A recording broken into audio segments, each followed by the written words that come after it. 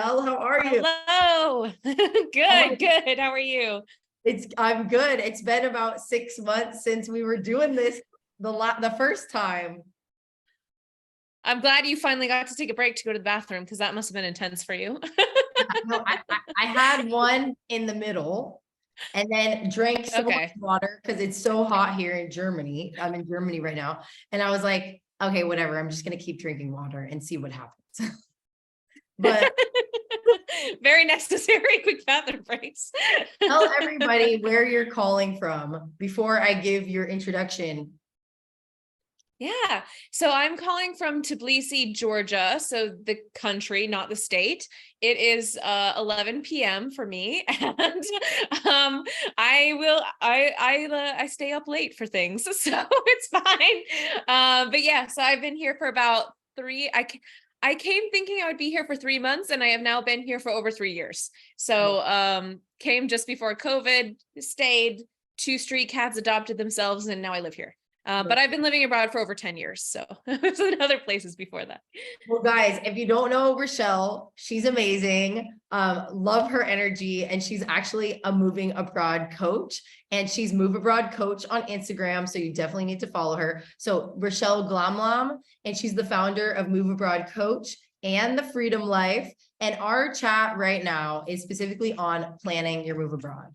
There's so many moving pieces. She's an expert and she's done it in multiple countries. And over the last 10 years, she's lived abroad in countries like China, Vietnam, Tanzania, Australia, and now Georgia, the country. And she's worked remotely as a freelancer, college counselor, English teacher, and more. And now she works to help other people do it too. And as the Move Abroad coach, she helps people create their dream life abroad so that you can have incredible experiences overseas.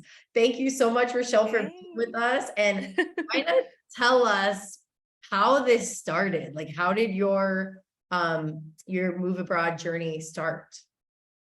Oh, yeah. So I studied abroad in China for 7 months in, my undergrad. I studied international relations, took Chinese, went to China, loved it, and then decided I kind of had this fear that I would land some good job in DC and never actually move abroad. That was my fear, was that I would kind of just follow the path that everybody followed, that I was supposed to follow by US standards.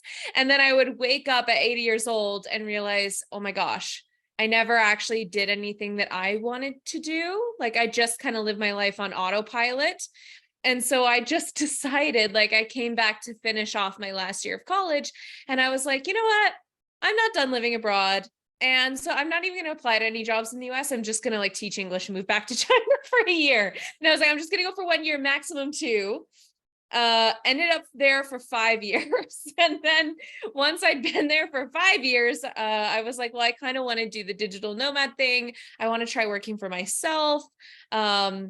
And I had just met so many people from all over the world doing this, right? Living abroad, working online, things like that. And it opened my eyes to all the opportunities. And I will say, like, a lot of my friends and family back home were kind of shocked because they just expected me to like take a gap year and teach English and come back. But now they're used to it. I've been abroad for over 10 years. So, but yeah, I just thought I was going to go teach English for a year because 10 years ago, there were not a lot of options. Like, digital nomad visas were not a thing. The only freelancers that I met were like graphic designers and freelance writers in like hostels, or you work for some fancy company that transferred you or taught English. Like, those were the only options. Right. So now, thankfully, there are plenty more options and lots of different visas and things that you guys can do. So it's very exciting to see what comes out every year. Mm-hmm. I love that. And I actually love on your Instagram, I think you had one reel where you talked about, well, it was like I think it was one of your programs, but you posted it on Instagram where you talk about how 10% of people that only 10% of people that say they want to move abroad actually do it. Can you talk a little bit about that? Because I find that so interesting. Yeah. And I will say, like, this isn't necessarily people that work with me, but it's like the people who tell me they want to move abroad, right? So it's like especially when I was like living in China, lots of people came to me saying like, this is how I got started doing this. So many people I was writing about my experience, and people are saying like, I want to move abroad. I want to do this too. Like, what advice do you have? And even a lot of my friends would come to me and say, I want to do this. And so I would start trying to help them for free. Just, I know we talked about doing things for free with in the last person, but I would start like just trying to help them. Right. And then a lot of these people never actually moved. And I see a lot of it actually is kind of mindset based rather than like practical things getting in the way based. And I think a really good example of this was I had a friend reach out to me about teaching in China, and I put in a good word for her, got her this really good job, and it was all lined up, and she got the job, and they were going to get her the visa. They were going to pay for her flight. They were going to give her an apartment. It was all ready to go. And they sent her the contract, and she just ghosted them. And when I reached out to her and I said, what's going on? This school, you're making me look bad. Like, why aren't you responding to this school? She said, well, actually, I decided I'm going to get my driver's license first, and then maybe I'll move abroad. Oh. And I was like, you're moving to China. Why do you need a driver's license? And I see that happen time and time again, where people count themselves out when there are problems that are actually solvable. Like, I can't move abroad because I have kids. I can't move abroad because I have pets. I can't move abroad because my career, like, I don't want to throw away my career, and my career is like based on the ground, and like, I'm a nurse, so it's not possible for me. So I can't do it. And we love to self-sabotage. And unless you have somebody there kind of calling you out on this, and I basically tell people, I'm like, if you want to live in excuse land, like, don't come to me because I won't let you. So a lot of times, like, we just come up with reasons why we can't move abroad, and we sabotage ourselves, and we get in our own way because going outside of our comfort zone feels so scary that our brain comes up with reasons why we can't have what we want, because like our brain panics and goes into fight or flight mode and thinks that it's dangerous or scary, even though it's actually not. And we could be more stable or more secure or happier living abroad. Yes. Oh my God, I love it. So guys, put me in the chat if you are ready to step into this uncomfortable situation and really just do the thing that you've always wanted to be doing. Put me in the chat, because you guys can totally do it. And that's why we have this summit. We want to show you guys that it's possible. It wasn't like night and day. It was a process, but we are living testaments that this is possible. You can create it, and you can really create whatever life you want. Richelle, tell us about the teaching English. I know it's not, because there's so many visas now. Mm-hmm. That's still a thing. Are people still kind of coming to you for teaching English? What's kind of that environment? Kind of talk to me a little bit about it. I do work with some people who want to teach English abroad, but I work with people doing all nature of things now. And I think it's because there are so many different opportunities out there. And I see a lot of the people that go for teaching ESL, especially more so than like high level international school jobs, or like I worked as a college counselor abroad and stuff like that. I notice a lot of people going for ESL tend to be in their like young 20s, kind of fresh out of college. Whereas I've noticed a lot of the people who come to me, I tend to work with people kind of in their late 20s and older, if that makes sense. So a lot of people who come to me, you know, in their 30s, 40s, do 50s, are like, I have a thriving career.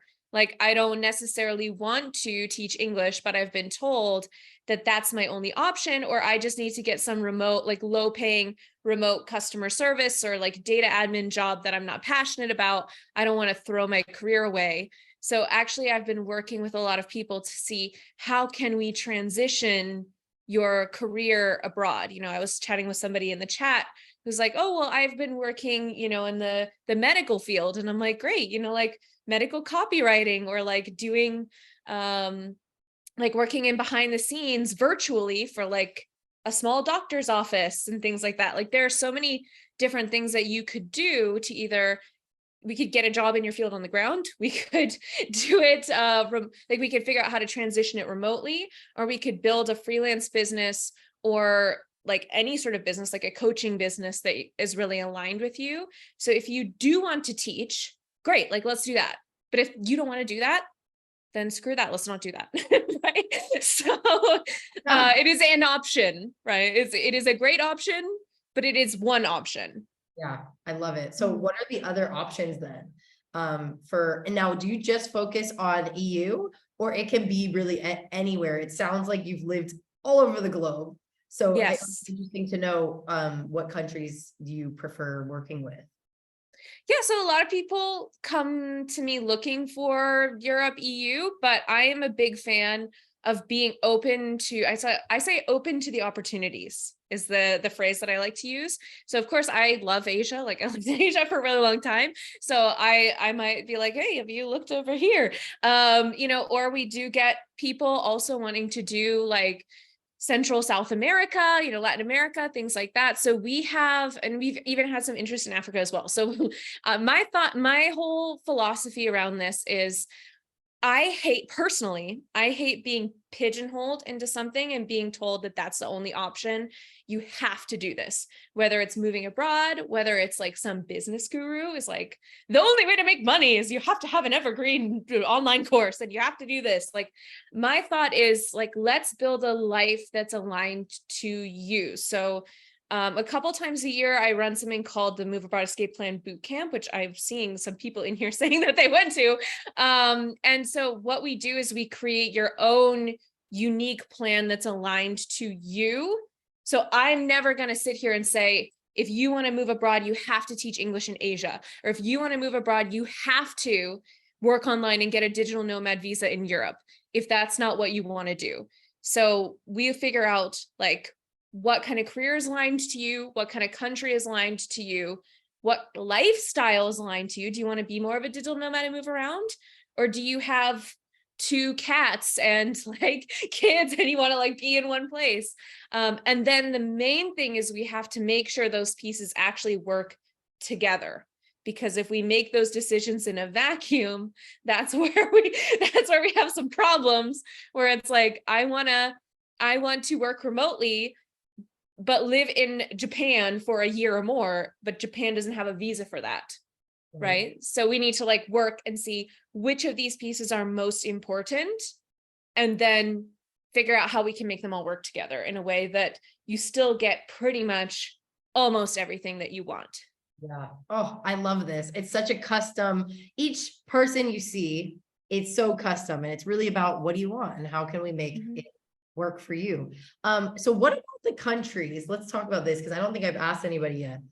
The countries that are really difficult to get, France, for example, they don't have a digital nomad visa and it's really hard. What about somebody that's really adamant about moving to France? I think we had some people in the comments yesterday and today. What about those people that they really want to go to a place, but there's not really visa options? Yeah. So this is actually a lot of what I run a coaching program called the Freedom Life. And this is actually a lot of what we do in that program, especially at the beginning, because we have had people move to France on either like through citizenship through ancestry in the EU, or like we had somebody on a retirement visa go, or we've had people move through family and stuff like that. So, and we have had people get jobs on the ground in difficult countries as well. We just had somebody land a job in Germany on the ground. So it is possible. The main thing that we need to do is we need to firstly prioritize what is most important. So if France is by far the most important thing, then we might want to be a little bit flexible on some of the other things, if that makes sense. If you're like, I want to live full time in France, I'm like, okay, if that's the case, there is a freelancer visa. It's like very hard to get. We might need to be looking at jobs on the ground.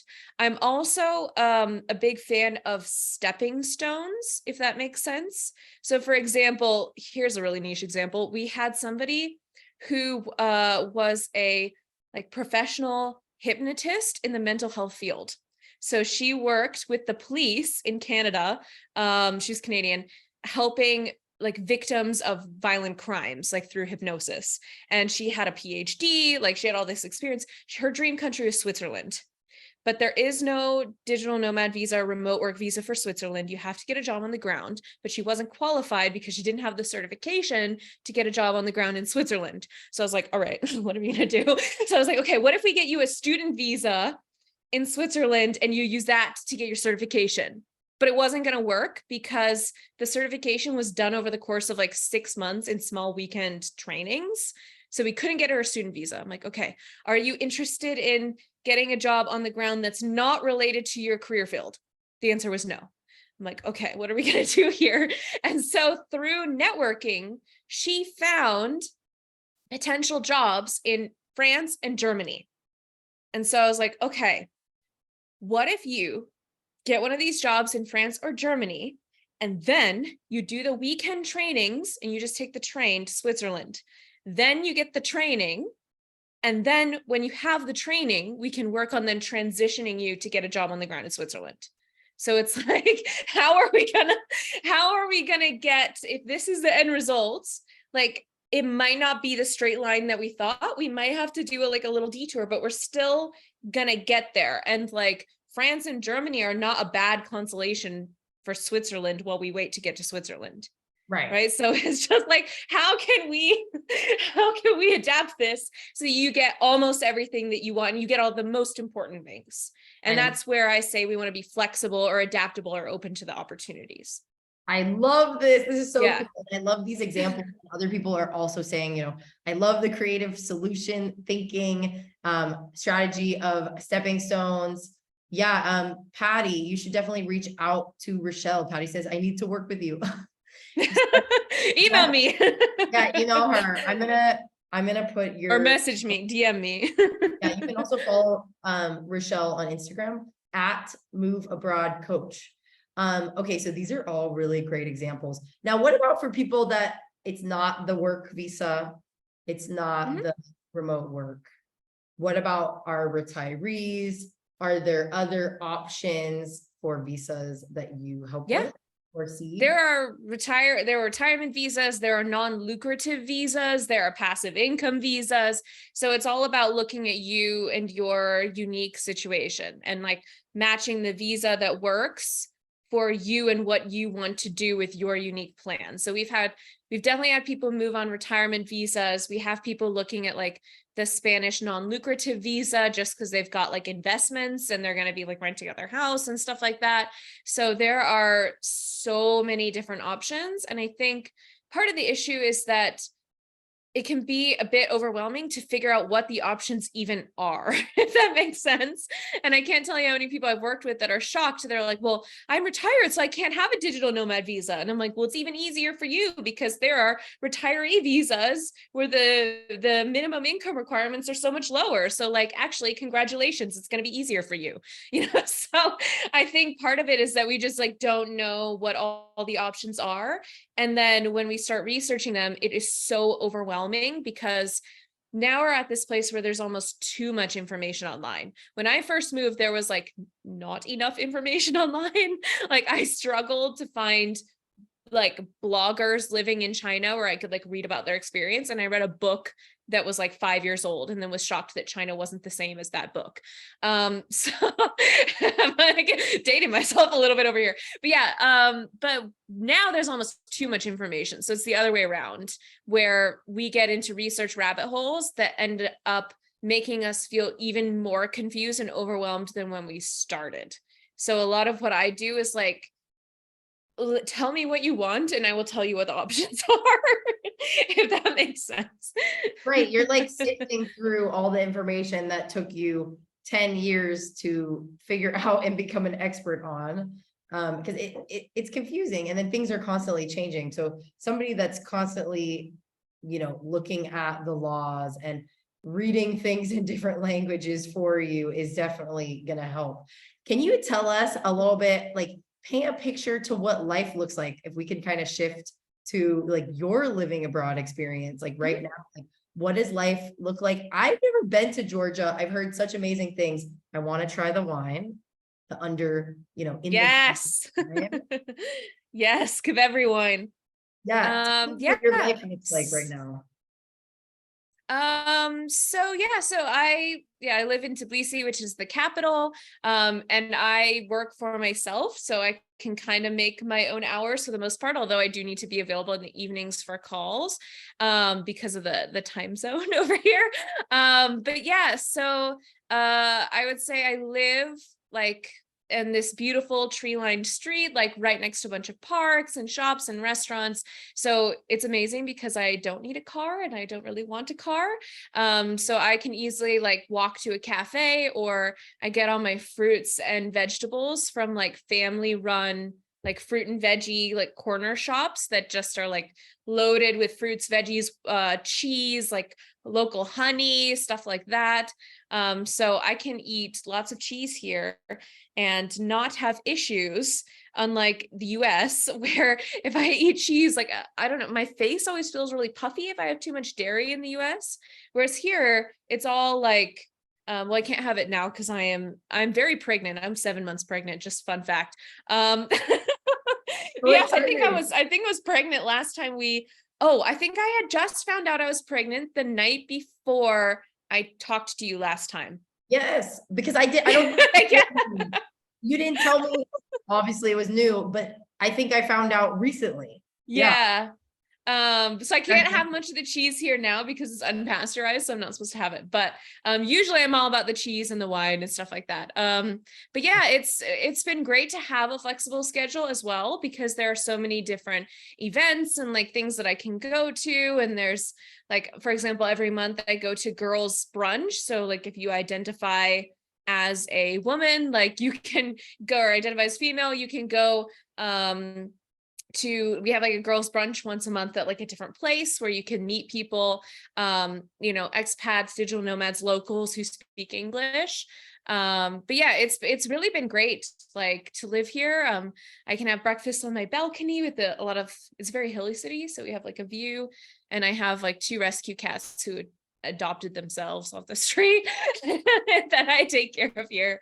But yeah, it's been a great quality of life, and it's very different from like when I lived in Africa and Asia. That was one thing that was nice, was like having access to wine and cheese after like 6 years in Asia. Can you tell me, Richelle, because you're living in such interesting places. Like I would say the majority of the speakers that came have not lived in those many places. What kind of made you want to choose some of the I don't know if they're called off the beaten path, but you're honestly the only expert that has lived in all these different places.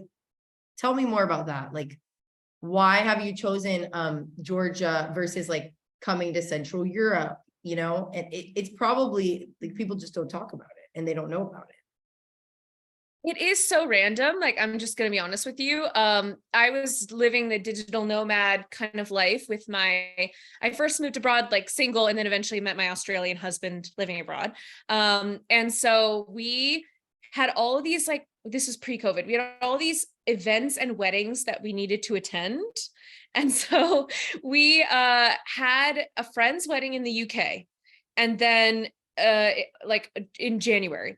And then we had some of my friends were getting married in the US over the summer, but neither my husband nor I have green cards for each other's countries or spousal visas for each other's countries. So we don't live there. We don't live in US or Australia.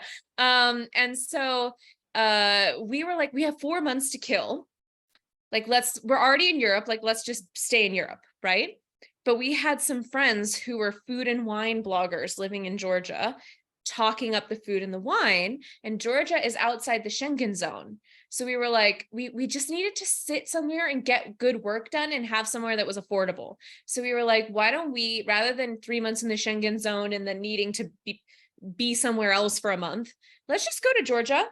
We know some people who lived there. It's affordable. Cheese, wine. We honestly we really did not do a lot of research, because we were like, oh, we'll be there for 3 or 4 months, like whatever. And we just showed up and got an apartment. But at this point, like, we've been living abroad for a while, so it just was not a big deal at this point for us. And then COVID happened, and actually Georgia was handling COVID really well. So we were like, let's just stay here. And then now it's been like 3.5 years later. But we have definitely looked into other countries just because of the time zone situation, with the fact that a lot of my clients are in the US. So I have to work evenings. So we have looked at other countries a little bit further west. But then we were talking about moving to Mexico, and then I got pregnant, and we were like, oh, whoops. Maybe we should have had this conversation a month earlier. But yeah, so but before that, like I was always just really interested in China as a child. And when I studied abroad, I had this like I wanted to go somewhere that was difficult.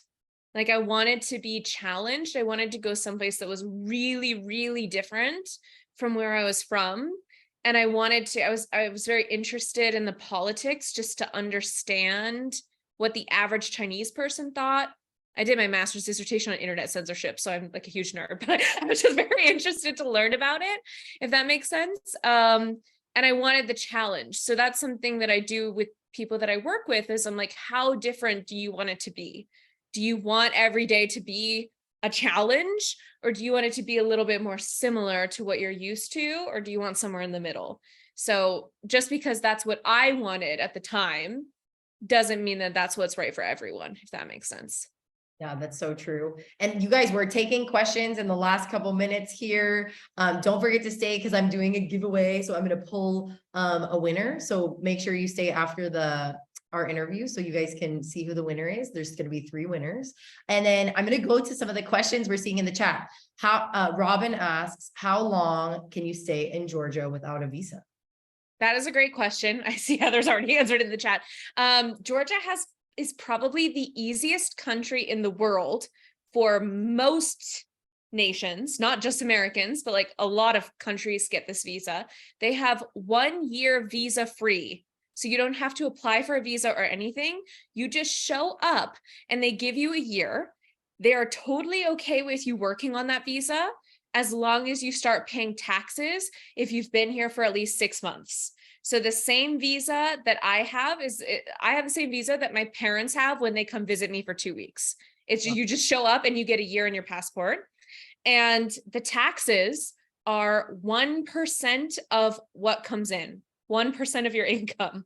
Granted, they don't, if you're from the US, womp womp, they don't have like a tax agreement with the US. So I still have to pay taxes in the US, but what I pay in Georgia, I can use as a deduction for my US taxes. But it's a great deal for my Australian husband who only pays 1% of what he makes, and he doesn't have to pay in Australia because he lives here. But yeah, it's 1 year. And if you want to renew it, all you have to do is leave the country and come back in and you get another year. So I went to Malta a couple of months ago, come back in, get another year. It is the easiest. That's how easy. Yeah. You just go for the weekend to Malta and that's it. Yep. Wow, that's incredible. Yeah, it's honestly like that's the thing is like they know that people are working on this visa and they are fine with it as long as you like register for and pay taxes after you've been here for at least 6 months. They're totally fine with it. So it's not even like you need to lie or like I'm just traveling, or they're totally fine if you live here and work on it. So cool. Selena asks, do you need to speak Russian or Georgian? No, a lot of young people will speak. So everybody speaks Georgian. A lot of the older generation speaks Georgian and Russian, but a lot of the younger generation speaks Georgian and English. So I know a little bit of Georgian just because I've been living here, like survival Georgian. It's a very hard language to learn. It's not on Duolingo. You can't even like auto translate and listen to it on Google. But yeah, you can definitely get around with just like a few words of Georgian and English. It's totally doable. You don't need to speak Russian or Georgian. What about the healthcare there, the public system? Can you just go off of public, or do you also supplement it with private? So I have insurance, but my insurance is roughly $30 per month, and it's good. This is something that I talk a lot about, is like healthcare systems abroad and stuff like that, because a lot of times there's a huge fear around healthcare, especially those of us who are from the US and used to healthcare just being crazy expensive. But yeah, my insurance is like $30 a month. If I see a doctor, it's free. And like, I'll give you an example. I fell, the sidewalks here are a little treacherous. I fell face first down some sidewalk steps. I don't even know how I did it. I just like fell face first and I really hurt my ankle and it just kept getting worse and worse and worse. So I'm like, okay, I don't know if I broke something or tore something or if it's just sprained. So I went to the doctor, totally free. And then she said, okay, it's definitely not broken, but you might have torn something. So I want you to get an ultrasound. Now in the US, I would panic and call my insurance and be like, is this place covered? How much is it going to cost? What's my copay? Oh my God. No. So I just went upstairs and I paid for the ultrasound. It was like $2 was my copay. I sat in line and waited for 15 minutes, got my ultrasound. They handed me the results. I walked back downstairs to my doctor, didn't have to wait at all because she didn't have a person in there. Handed her the results. And then she said, okay, nothing is torn. You've just sprained it. You just need to rest it more. But I'm going to give you a prescription for ibuprofen, which is like Advil. And I'm like, oh, why do I need a prescription for that? And she's like, well, if you have a prescription, it's cheaper. So I went and I got a bunch of Advil for, I think I spent $5 all up and I was in and out of there in less than an hour. Wow. That's so crazy. Is that through that's through the private? That was through your private health insurance? Yeah, I would have paid more. Like, for example, I'm going to like a fancy like OBGYN for my pregnancy. So I'm paying more for that kind of stuff. It's still a fraction of what I would have paid in the US. Like for people who are considering having kids abroad, I'm going to have a private birthing suite with a pull-out couch bed for my husband and I'm hiring an English speaking doula who's also a translator. But the birthing suite itself, out of pocket with no insurance, is like $1,300. Wow. And that's for like a fancy private room with like a shower and a couch and a TV and everything. I think it'll end up being a little bit more when you factor in like the doctor's fee and like they want you to stay there for 2 days after. So it ends up being more like 1,700 or something like that out of pocket. But it's like this stuff when people are actually charging for how much it costs rather than racking things up because they'll know insurance will cover it. Like the average, I did some research, the average cost in the US with insurance for a non like a birth that goes as planned is like $2,800. And that's like with good insurance. And I have plenty of friends who spent like 5K. So it is it is night and day with the healthcare when you live abroad. For sure. And I feel like a lot of Americans almost have like PTSD around it. I know. It's so true. Richelle, thank you so much for all your insights. Can you kind of tell us what your free gift is? The GTFO, get the F out checklist? Yes. So if you guys want something that's like a quick intro to my philosophy, my world, I have a GTFO move abroad checklist, which is a list of everything that you need to do before you move abroad. So it's basically to reduce the overwhelm. And you can print it out and you can stick it on your fridge or put it in a notebook. And then you can actually just start checking things off as you work towards moving abroad. And the inspiration behind this was actually like, if you're planning something really intense, like let's say you're planning a wedding, like some of us might not be married, but you might have been like a bridesmaid or something like that. It's a lot of stuff that you need to do and it's overwhelming. So what we want to do is we want to think about moving abroad as a marathon and not a sprint. And a lot of times it's really easy to put things off. Like it's really easy to go, oh my gosh, I don't have time for moving abroad right now.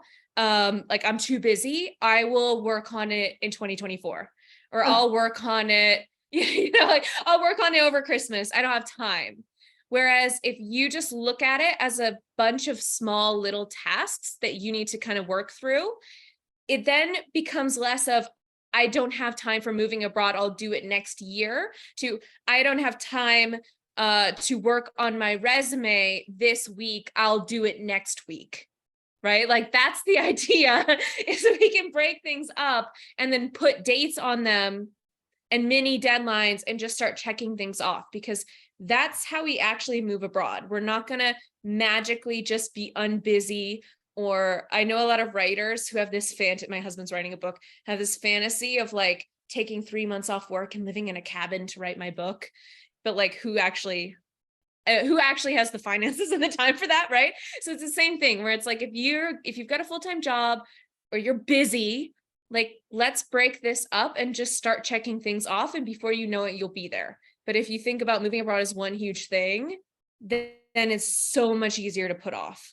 Yeah. So that's the idea behind it. Is make it achievable. Would you say that that's your answer for the secret question? That one secret that you would want to leave people with as they're planning their move abroad in the next 6 to 12 months? What is that secret? And then we got to close out because these people are going to kick me out of the co-working. They said, you cannot talk after 10 p.m. We have people that are living above. I'm like, what? Okay. Honey. All right. Okay. So I already gave away that secret. So let's talk another secret then. I guess if I had to, I'm going to go with something else. There is nothing special about anybody who lives abroad that's different from you, except for the fact that we just did it. And so I feel like I hear from a lot of people like, oh, I'm not adventurous enough. Or if I just, oh, I can't because like, that's not the type of person I am. Like anybody here can move abroad. There is nothing special about me or Shauna or any of the other speakers here that's different from you. It's just a matter of like, if there are things that we need to work through with you, like for example, we need to transition your career, or we just need to find a visa that works for you, or we need to look into getting your 50-pound dog overseas. Like these are all achievable things. It's just a matter of like, let's sit down and let's do them.